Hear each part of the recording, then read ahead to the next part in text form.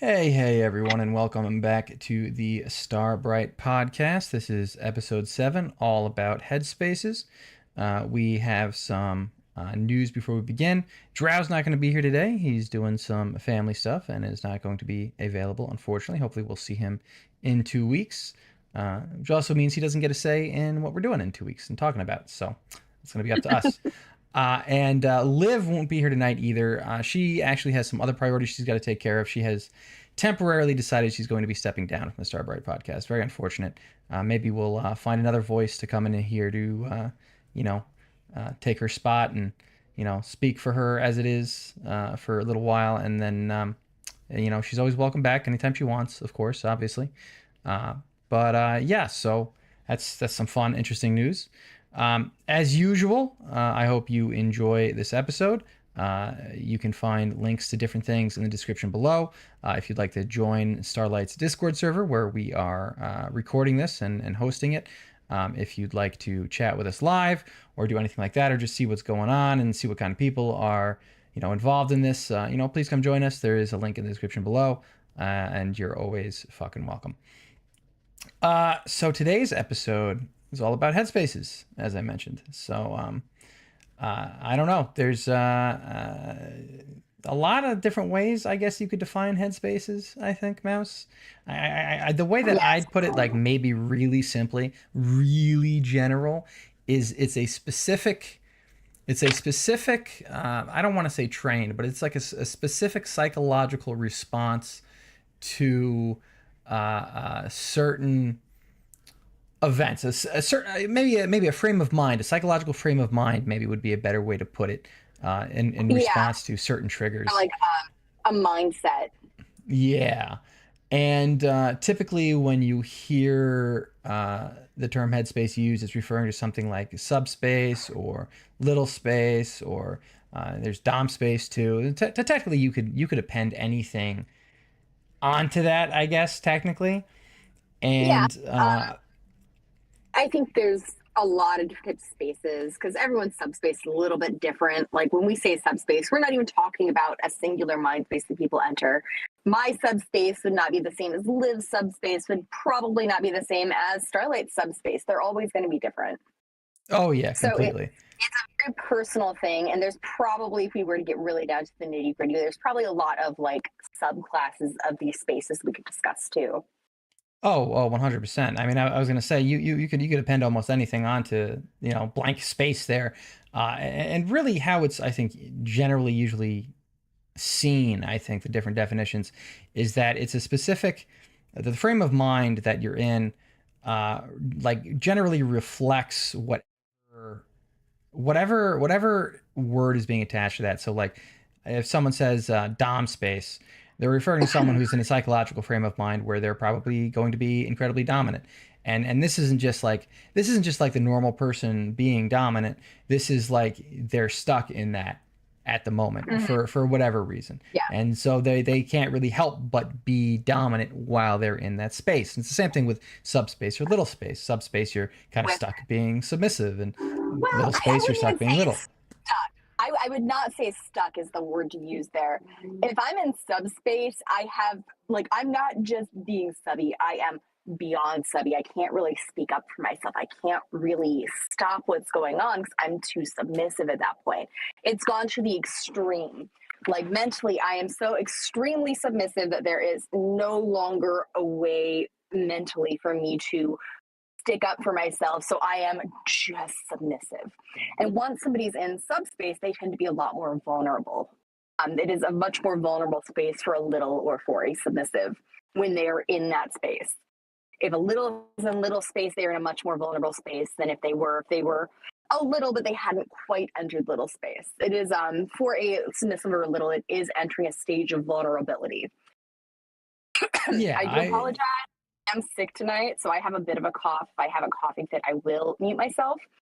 But talking a little bit has been exacerbating it. So if I cough every so often, I do apologize. that's totally fine. And yeah, that's probably the better way to put it. Yeah. I don't mean stuck as in like it's impossible to come out of. I just mean like I object in motion tends to stay in motion. Object at rest tends to stay at rest, and those are like kind of like resting psychological states. I guess I would put it at, like unless You until get something pushed pushes you into out the of state. that. Yeah, you get Yeah. pushed into these states, and you usually get pushed out of them. A subspace, you usually enter subspace because you're being made into a super submissive position. When you're little, psychological things can occur, stressors that push you into little space, and it's oftentimes a retreat, a psychological retreat, to keep yourself uh, safe, to protect yourself from trauma, to deal with trauma that you're experiencing. Little space in particular is used for things like that. Subspace is something people talk about when they have been in a scene and they are being dominated. They tend to enter a subspace when they're in a scene like that. So usually there's something that pushes you into that. Dom space is very similar. You're usually in a dominant role, and that is what pushes you into dom space. So there's a push to get you into the space, and there usually has to be a push to get you out of the space. Yeah, and for some people, it's really, really specific triggers that'll do that too, and really Mm-hmm. specific things. And so for some people, that's the only thing that'll push them into it. Yes. Whereas so some people you have some measure of control over it. For some people, getting into those headspaces is part of the reason why they do certain scenes and they do certain things. Especially like I think Mm-hmm. subspace is a big one. A lot of people, a lot of submissives like being pushed into subspace. I think I said it in a previous podcast. What is it? Like mind empty, belly full. Yeah. Some people love that Yeah. feeling, and some people want that. Yes. Exactly. It's it's some people it's hard to get into subspace. So for me personally, it's kind of hard for me to get into subspace. You'd actually have to be very, very good at dominating me to get me to subspace. Most doms are not going to be able to, because for me it is it's not just the actions, it's also the person, the personality, the vibe that gets me there. It's very different, and every sub gets to subspace differently. Every dom gets to dom space differently. Every little gets to little space differently, and that can have a huge impact on who your partners are, what scenes you choose to interact in, how you act within the scene, what your triggers and sensations might be. Everyone's going to have different reactions to entering these spaces too. Some submissives, when they enter subspace, really can't even speak up for themselves anymore. They can't really speak. Subspace, you can't even speak sometimes. Some subs, they enter subspace and they don't have this. Some people, though, they really just no longer are able to speak. So it's kind of hard for them to necessarily tap out. The dominant in their situation would have to be very, very careful about looking for cues that, their nonverbal sub is going to give them. It can Yeah, be very different person, and you have to know what subspace. This is the conversation you usually have to have during vetting. What does your subspace look like? Do you go into subspace? Do you go into dom space? What does that look like? Do you have different triggers while in that space? These are very important conversations, especially because there is a certain vulnerability, particularly for subspace. oh, wholeheartedly. And some people don't have a headspace at all. Some people don't ever get pushed into it. Like I don't know that I don't know that I really have a dom space. Really, I I think less common in DOMs. I don't think I've met a lot of DOMs who have a true DOM space, or one that they can recognize. yeah, because I guess I wouldn't know. I guess it's not so different from how I am just normally that I really like. It's not a Yeah. frame of mind when I'm doming that I go into. Which I don't know. I'm so weird with it because like my dominance is really limited specifically to just like being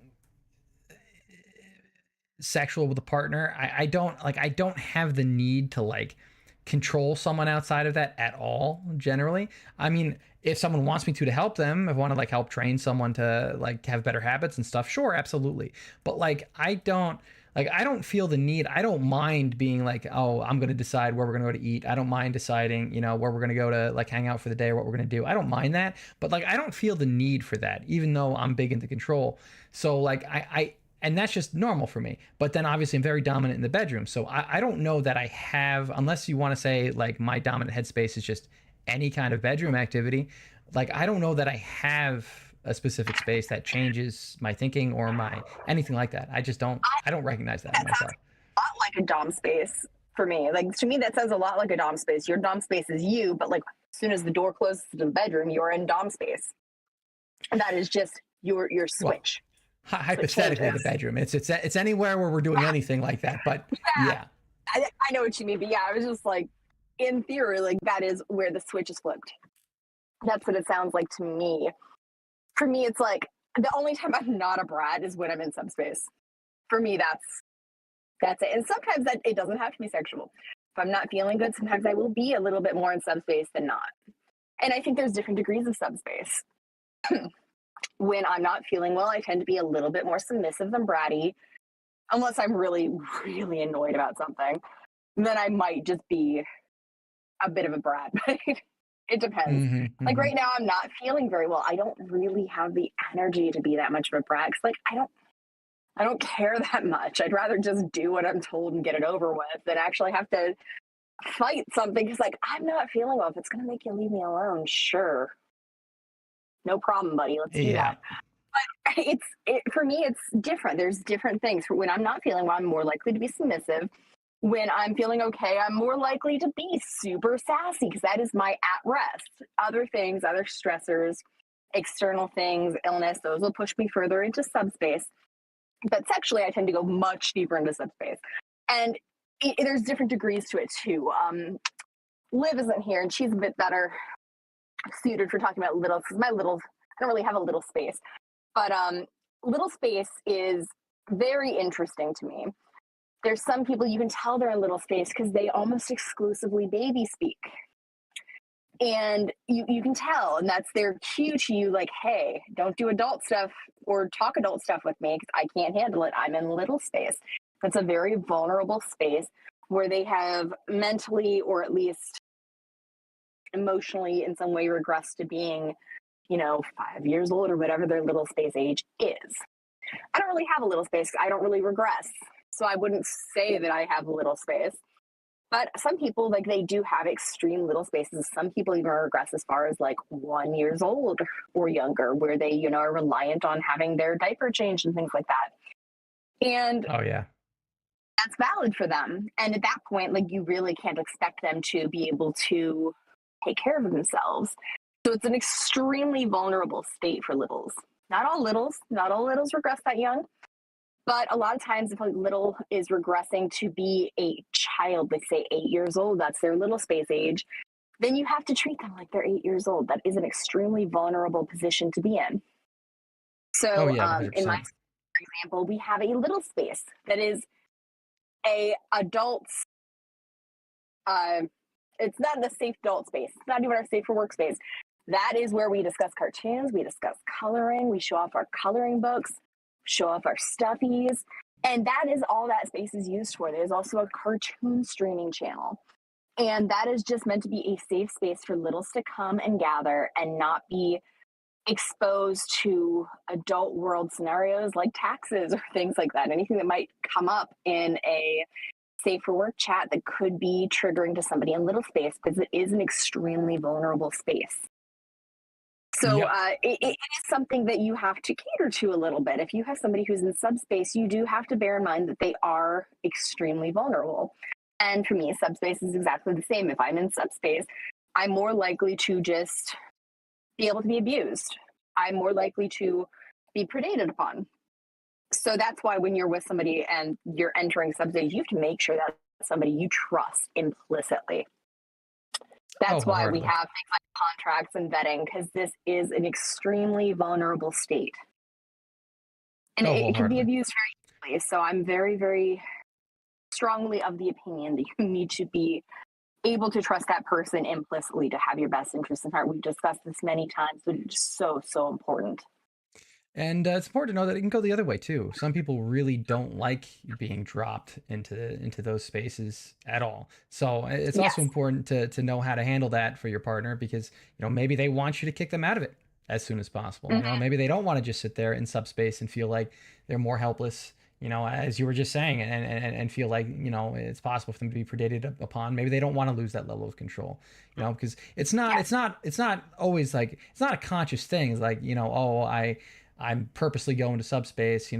It can be a very unconscious thing that you don't necessarily enjoy at all. Yes.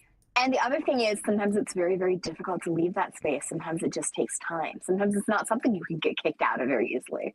You may not know the trigger to get yourself out. So if that's Oh the yeah. case and your partner is deeply upset about being in that space, full stop. Don't do anything to make them feel more vulnerable and let them work through it. Work through it with them. Do not make them feel more vulnerable. In that And so, little space, and they have no idea how to get out except for to receive care.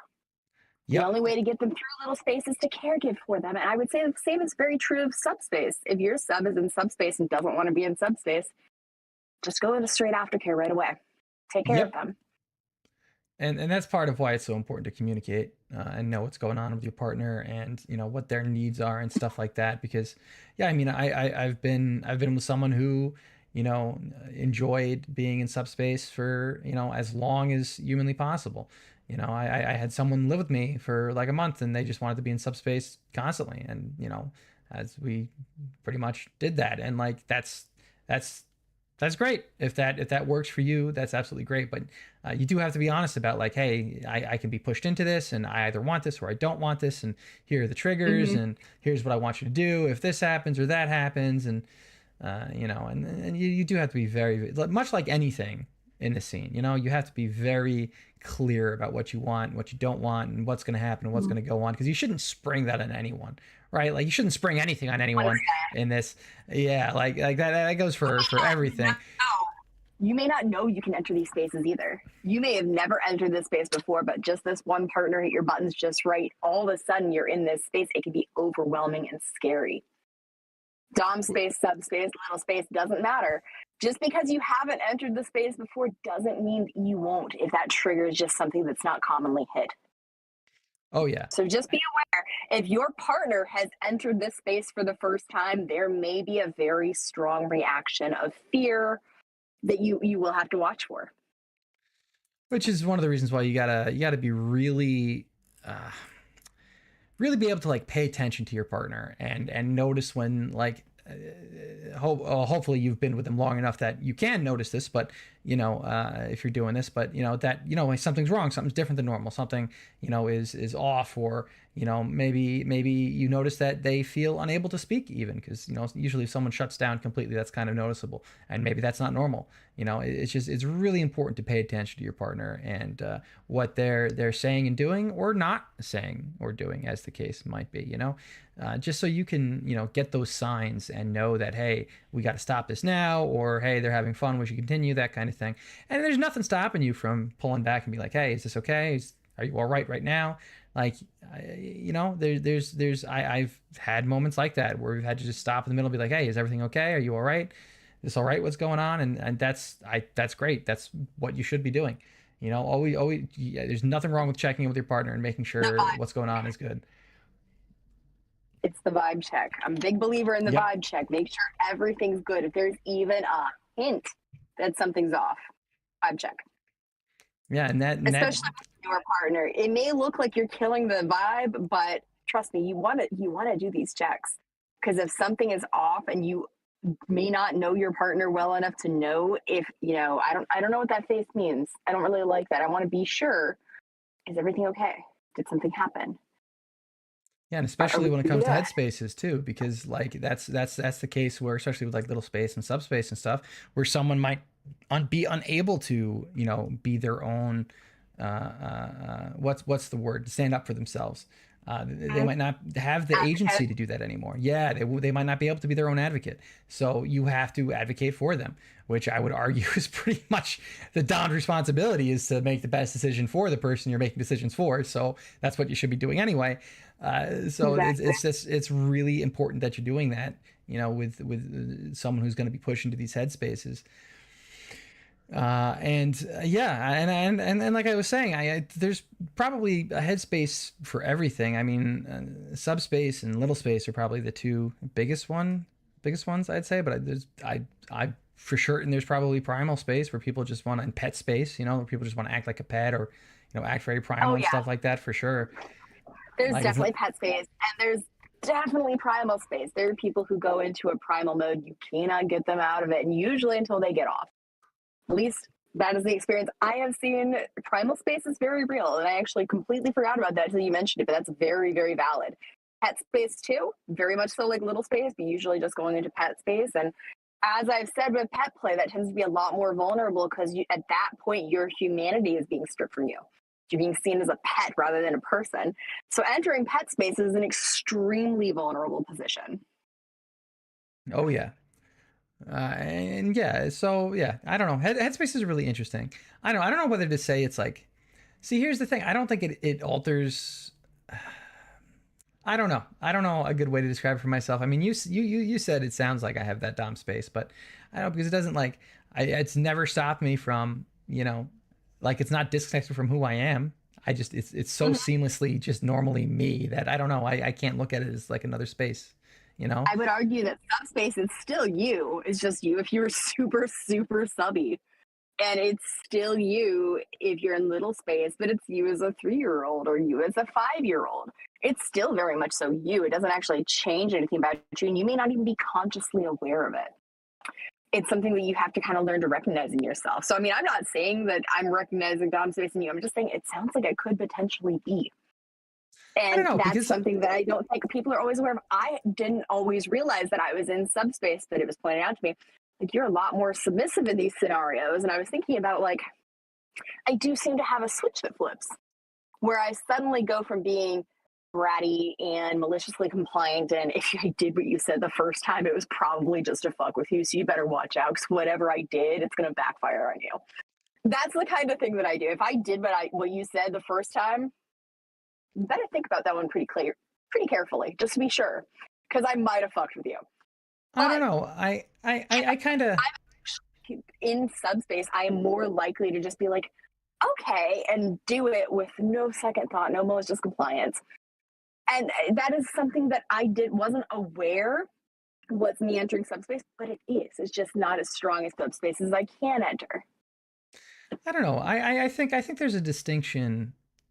Unless you want to argue that it's just active for me all the time, I think there is a distinction between when people are, for example, when you're being submissive and when you're in subspace, and when you're being little and when you're in little space. I don't think being little is like a default of like, oh, now I'm in little space, and because that's the thing with me being dominant, I can't call it a dom space because there's no like that's just me normally being dominant, I don't there's not a difference between me being dominant and that thing like I don't recognize that there's a difference there for me, you know I would argue that, me entering subspace is not inherently the same as me being submissive because I'm submissive all the time. I'm a brat, but I'm still yeah, a that's what I'm sub. saying. So there is a difference there. It's not really like this. Here, how do I put this? Like, I am submissive all the time. When I enter a subspace, there is a change in my likelihood to listen. My automatic is I'm still submissive when I'm being bratty, but I'm more likely to suddenly be more likely to do what I'm told on the first try if I'm in a subspace. And subspace isn't always the same for me. I will be really deep into subspace in a scene sometimes, depends on the scene. But sometimes if I'm not feeling well or I'm just in a type of subspace, then I'm more likely to just be like, okay, and do it without even thinking about being bratty. And there isn't always necessarily like a sexual trigger for me for that. That can just be an external trigger, a stressor, something like that. And I think that it's very possible that it could just be different scenarios. As soon as, like, for example, you enter a sexual scenario, then you're more likely to be dominant by default than you are just living your life on a daily basis. You're still dominant every day, but you may just, in a different scenario, be more likely to enter a dominant space, headspace wise. Like just, sitting down, eating dinner, you may not be as, immediately dominant as you would be sexually, if that makes sense. And I would argue that is a type of dom space. Like I'm maybe. entering a subspace, I'm more likely to be immediately submissive, but I'm still a brat at my heart. Like I'm never going to not be a brat, just more likely to automatically submit. Yeah, that's fair. I mean, maybe you're right. I don't know. I think it is. Dom space is really hard to recognize to begin with. I think, like you said earlier. Yeah. So I don't know. It's kind That's of what hard. in the scene, there are different definitions and there's gray areas. And not everything's going to be black and white. And I would actually argue very strongly that in life, if you're automatically seeing everything as black and white, then you probably need to reassess, because there's very little in life that is going to be black and white. When we're talking about things like this is our opinions, and we're not always going to agree. Well, and I don't agree on everything, but we can usually see each other's points at the end. We just have to talk about it. There's never been something I think either of us have said that I don't think the other person can't see where we're going with it. Yeah, whether or not we agree. Yeah. Yeah. So just bear in mind, your definition of subspace may differ from your partner's, but you can still find a way to make it work. And if you can't, run. Because that person's not willing to listen, you should not be partnered to them. Yeah, that I couldn't agree more with. Yeah. Which goes for like everything. Have a conversation. Yeah, if you can't sit down and have a conversation where even if you disagree, you can't hit middle ground, at least on things that like matter. Politics, I don't know, like that's on you. Figure that on your own. I'm not going to speak on that. But if you can't agree with BDSM related things, this is your safety. This is your safety. If you cannot agree on things like subspace and you cannot agree on safety things, you cannot agree on the definition of consent. This is a big one. Then you should leave immediately. If you're disagreeing on the definition of consent, especially, leave the space immediately. Conversation will not continue. It should not continue, because that's you putting your safety at risk at that point. Yep. And if the other person, doesn't have, an agreeable definition, that means they probably don't have your best interests at heart, because it's really fucking simple. At least I'm pretty sure it's pretty fucking simple, right? I've run into admin in this community who have told me, in the Facebook community, who have told me no questions or no hesitation that, oh, well, you didn't say no. And I said everything but no. But you didn't say the word no, therefore you actually consented. And I was like, you fucking what? You fucking what? What did you just say to me? And you run an educational page? Nope, unfollow. We're done. Not having this conversation anymore. Yep, we're done. And that is within the kink community, within Facebook. People who run educational pages. I'm not going to call anyone out, because that is their business, my business, and we're not going to spread that. But just know, you can't necessarily trust anybody. And a good way to measure whether or not that you're going to be safe with somebody is ask them what their definition of consent is. Ask them, what means no? Does the person have to say no? Or does visible disinterest count as like, oh, we need to stop until we figure out what's going on? Does discomfort, unhappiness with the situation, if those aren't an automatic red flag to stop and discuss things, I'm not with the right partner. Like, we're done. If anyone's going to go, well, you didn't quite say no, so it's on you, run. Yeah, that's my opinion. That's ridiculous. Maybe your definition's different, but you're not going to be with me. We're not going to continue this conversation. If your definition's that much different, you're not compatible with me. We might not even be able to be friends at that point, because I wouldn't trust you. That's kind of horrifying. Yeah, and you shouldn't. Yeah, and I get that not everyone's definition is going to be the same as mine, but I feel within BDSM, one of the biggest conversations to have is, what is your definition of consent, and how does it differ from mine? Because if you don't know what that person's version of consent is, you're putting yourself in a very, very dangerous situation. Oh yeah. Yeah, and it's so many people do too. So many people are so hooked into this, like, oh, I want this so bad. I want someone who's going to push me to subspace. I want someone who's going to be a partner in the scene so badly that they're willing to overlook some pretty basic problems like that, because they think like, oh, maybe they can't really be that bad, and I want this so badly. So, but no. The instant there's any kind of ick factor, you should pretty much be out of there. Oh, I mean, at least ask them about it. At least have a conversation with them about it if they give you an ick factor. But if they're like, no, that's how I feel. No, you didn't say no. You didn't directly say no. Then just jet right out of there as soon as possible. Yeah, I strongly argue that there's a lot of things in the vanilla community that are ick factors that, maybe you could get away with overlooking, and it would be a problem, but like, that's a problem for another day. I would argue very strongly that in the BDSM community, given the extremes to which we take every part of sex and submission and headspaces, these things are going to be an issue way sooner in our dynamics. So if you see a red flag and you're not able to communicate about it, it's a sign that you need to leave. Because Oh yeah. we take everything to the extreme more so than most people.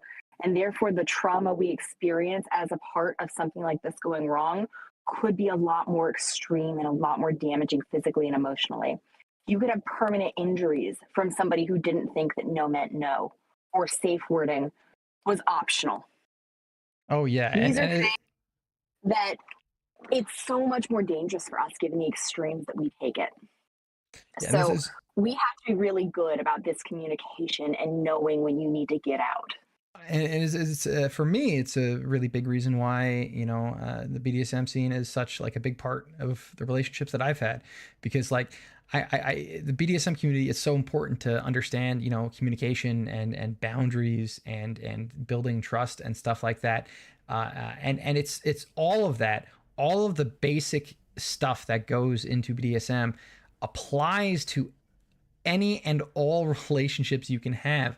And Yes. whether or not your relationship is vanilla, um, if you bring up these things, if you talk about communication and consent and stuff like that, you're going to very quickly be able to hopefully get a handle on whether or not your partner is maybe problematic in that way, or maybe they have very kind of vanilla toxic thinking about certain things, which is pretty fucking common.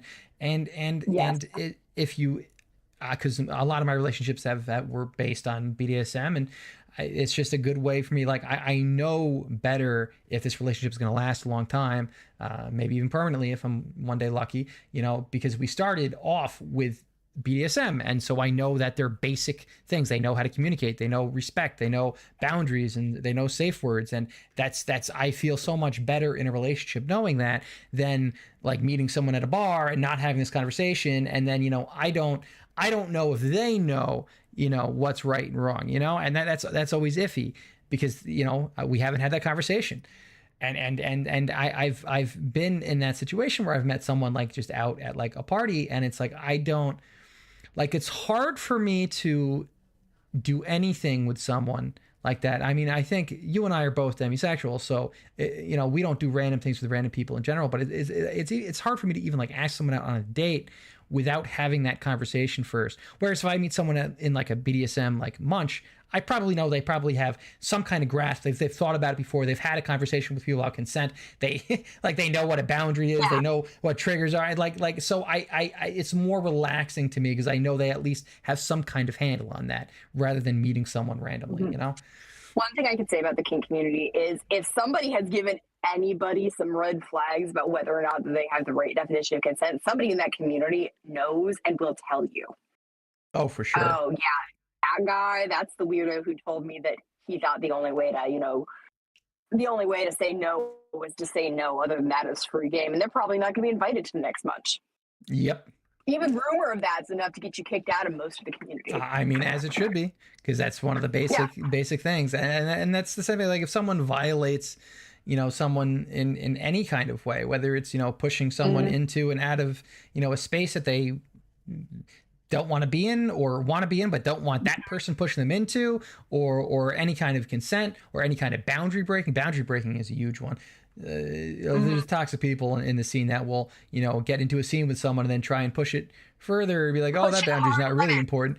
Yeah, and it's pushing like hard limits is a good way to get yourself kicked out of a scene. Oh yeah. I told this person absolutely no, not to push this, and they mistook it for a soft limit and tried to push it. They're not gonna be invited around very much longer by anyone in the community because who was gonna risk that? I told you my hard limits and you said, well, I bet you that's flexible. Absolutely not. Yeah, like that is could not agree more. Huge violation. So you have to be very, very careful. But within the community, there's usually a better chance that the person you're going to be speaking to is somebody who at least has a grasp on consent. But you still have to check. There's usually if they've been in the scene for a while, especially, there's usually a better chance they have a grasp. But you still just need to check that you guys are compatible because not everyone in the scene will have the exact same definition. And you just got to Oh make yeah. sure you communicate about this. Oh yeah. That is so correct. Anyway, since you're sick and since the other two are not here, I think we've pretty much gone over everything, right? I don't really have anything else with Headspaces that we could talk about here. I wish we had Liv asking questions since she was kind of the newer to the scene voice. I'll try and find someone to ask those kind of questions since I think that gives us a valuable perspective and a good way to I get a agree. gauge on what people might understand from what we're saying, what we need to explain more and stuff. So I'll try and get a voice for that. But can you think of anything else about Headspaces that we should cover here that maybe we might have missed? Covered pretty much everything. I think that Headspaces tends to overlap with a lot of other things that we've been discussing. I think it's a good thing to discuss in general, but a lot of it does come into consent and conversations, which is what we ended on. And that's what a lot of it is. You really just have to know how to communicate about it. That's the big thing with Headspace. Yep, You have to make sure you absolutely. trust your partner implicitly. All right, so let us decide what are we going to talk about in 2 weeks. Oh, we were talking about littles and pets in more detail. We've already kind of covered that a bit, I think. But do you think we want to do more on that, or do we want to go elsewhere with that discussion?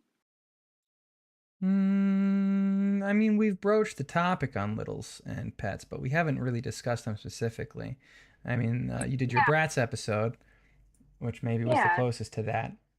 We did Mm, a Dom episode. Well, I mean, brats doesn't really encompass littles either. no. We kind of discussed what a bratty little would look like, but we really didn't go very much into what little space can look like and the different degrees of littles. I think that it would be really beneficial if we could find a guest to come in to talk with us about littles too, or somebody Yeah, who would talk about pet play a bit more. we And I could bet you we could definitely find do that. somebody who would. Yeah, Absolutely. So we'll say 2 weeks then. We'll talk littles and we'll talk pets. I We'll think that throw would be those in there. great. Sure, that's good with me.